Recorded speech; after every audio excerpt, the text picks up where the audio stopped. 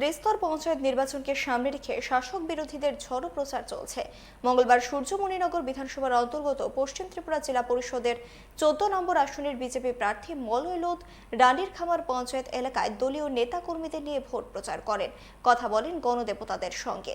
তাদের সমস্যা সম্পর্কেও অবগত হন প্রার্থী।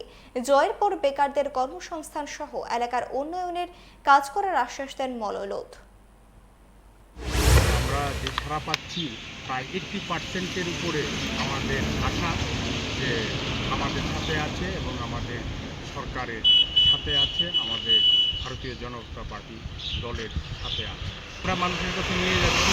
প্রথমেই আমাদের কাজ হবে আমাদের যে 18 সূর্যমণিনগরের যিনি উন্নয়নের স্তম্ভ তথা আমাদের বিধায়ক এবং ডেপুটি স্পিকার মহোদয়ের যে আলোচনাক্রমে আমরা প্রথমেই বেকার ভাইদের জন্য কিছু করা, তারপর কৃষিজীবী ভাইদের জন্য কিছু করা, তারপর জল, বিদ্যুৎ, স্বাস্থ্য এবং রাস্তা পরিষেবা সঠিক রাখা আমাদের বিধায়কের সাথে আলোচনাক্রমে আমরা প্রথমেই দেখব।